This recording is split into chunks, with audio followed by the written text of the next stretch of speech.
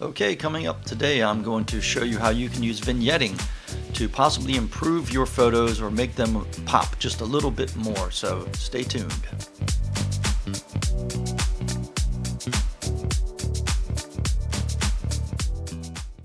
Hello everyone, it's Todd with TMB Photography, coming back to you again to talk more about Lightroom. And today's topic, we're going to talk about something that really divides photographers. This is a very divisive subject. Vignetting. When should you vignette? When should you not vignette? Some photographers will tell you never vignette. That's, I say it depends on the circumstance of what you're trying to do. Sometimes you can take a listless photo or one that's just meh, and vignetting will add some drama to the photo, emphasize something interesting in the photo, and bring the eye right into what you want to see. It in some ways will take a photograph more towards an art form, and you can make art out of your photos. Somebody who does a very good job of this, there's a wildlife photographer, award-winning photographer, David Lloyd. I went to his website, was looking at some of his work, and some of his most dramatic images, he uses heavy vignetting. It just really builds drama when you have a black and white image and you do this vignetting effect. Other times, say you have a bird with a lot of branches going on, you really want to draw attention to the bird and there's just a lot of noise around him. You can use vignetting to really bring the viewer's eye in on what it is you're trying to show. So I'm going to go through today and do some examples of vignetting. I have no idea how they're going to work out yet because I haven't done them. I've selected some sample photos and I thought we would try some to see if we can make some interesting photography together, and you can see how I would do it. We'll try post-crop vignetting using in Lightroom just a dial. You can go light or dark vignetting by just sliding a dial over. You can control how large the radius of the light is. And then I'm going to try something that I really haven't done that much, which is radial mask vignetting, which is a custom vignette. It's built with a radial mask instead of the effects slider. You get to control where the vignette falls, so you can avoid wings, tails, antlers, or branches. You can darken busy backgrounds without touching the subject. It's perfect for birds and branches, busy woodland backgrounds, environmental wildlife portraits, things like that. So if you're interested in learning about vignetting, seeing how I do it, please watch, subscribe, and like. If you just want to go down in the comments and tell me how evil vignetting is and how I'm going to photography hell, that's fine too. Thanks. Okay, now I'm over here in Lightroom again. I decided to go into a 2025 April folder from last April. I have an OM1 folder where my wife, I put her OM1 folders, so I thought we'd work with her photos because she has one in particular that I really want to use the radial masking on of an alligator. But she also has other really nice photos in here that we can try some experimental vignetting. So I thought I would start off with one of these bird pictures of an egret. Let's see. And open this up. Go over here to develop.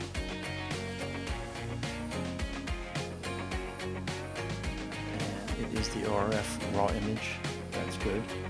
That means I could do the denoising, but I'm not going to bother because it takes time to denoise, a little longer than I really want to deal with here. We're here to see vignetting, so vignetting we shall do. And if you go over to the develop view, you can see my mouse here, you go from library to develop. Vignetting is always down near the bottom, over the right over here, under effects. Here, there's post-crop vignetting, and that's us. That's what we're going to do. This little dial here really controls the amount of vignetting you're going to do. You can see the other options are darkened when this is at 0. Once you start moving this, the other things will come to life there. So, for example, if you slide to the right, you make things whiter or lighter on the edges, and slide to the left to make things darker. Generally, I would use darker over lighter. I suppose there are some instances where you might have a very light image and you want to give it an artistic effect, and you might want to make the outer edges even whiter, and maybe then you want to print it out on watercolor paper instead of photo paper or something like that if you're really getting artsy. But in this instance we have this bird, and is very, very white. So I think I'm actually going to go up here first and turn down the whites just a little bit, and turn down the highlights just a little bit so you can see the texture in his feathers. Alright, now we're back down here. So we're going to go to vignetting. I'm going to slide this over, and you can see how it draws your eye into the bird.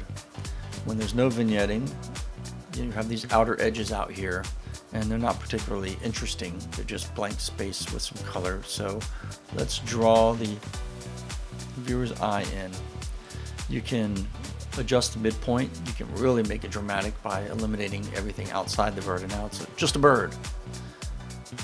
You can lessen that effect a little more. So we're going to keep it somewhere around here maybe. You can control the roundness of it. Less round, more round. And feathering. So you can give you a nice hard circle there, which nobody likes. Really, I can't imagine when you'd ever want to do that. Or you can really feather it out so you kind of lose the focus on the middle. We're going to keep it at around 70. And you have highlights here. It really doesn't do a lot. You can see when I move this bar, it just messes with the top highlight there. So I'm going to leave it down. And that's one example of post-crop vignetting, of something we might find interesting, where we have a nice subject in the middle and nothing much going on. How about this guy? Let's take a look. Oh, okay. I can't remember what that bird is called. It's off the top of my head. It doesn't matter. Let's go develop. It's a very dark bird. And we are going to come in and maybe turn up the shadows some here so you can see him a little better. There we go. And you also could turn up the exposure some, because we're going to turn it back down when we do the vignetting. Scroll down to vignetting. And there you go. I'm going to feather it more so it's not quite.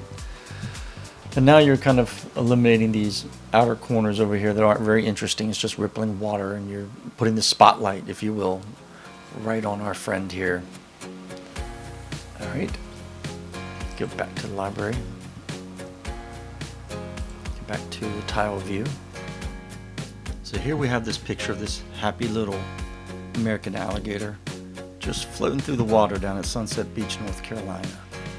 Let's see if we can't make it a little more interesting and focus in not so much water and a little more gator. So I'm going to go up to mask, and I'm going to select the radial gradient, and then I'm going to sort of draw this around the gator. Move this over.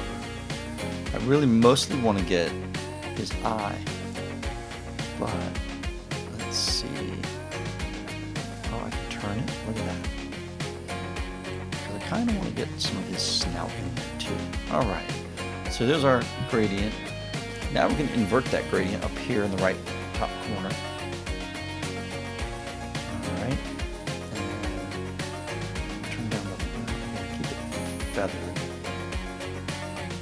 a good bit, but I believe I kind of want to move it up like that, and also make it a little bigger.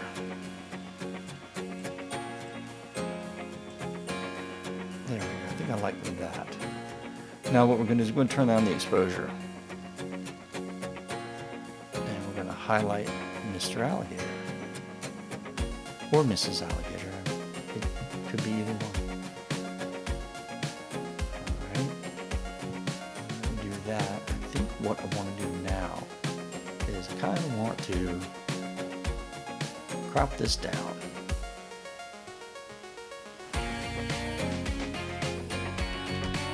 Don't have so much water. Alright, it's already starting to look more interesting, but let's add another filter. Let's use a brush. Brush around the eyes here. And we're going to turn the exposure here up a little bit, making the eye pop just a bit. And give some contrast.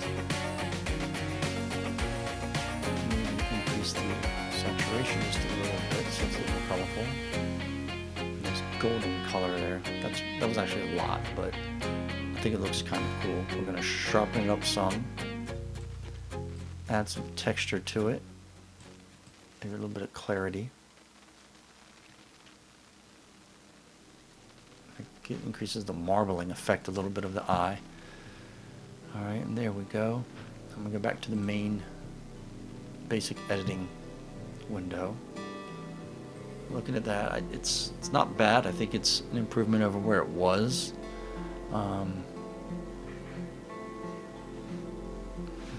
Let's see if I go back to library. I can go forward one, and you can kind of go backward one. You can kind of see what the photos look like before, and then what they look like after. And I think that's a little bit of an improvement on the photo. It's a little more dramatic. At least one example that I did a long time ago, where I took a black and white image and tried to make it a little more dramatic. Where I took a color image, made it black and white, and then tried to introduce some vignetting around here to really make it more dramatic. And you can be the judge whether that's any good. Alright, here's our friend. I believe that's a sea crow. I'm not positive. I'll go to develop.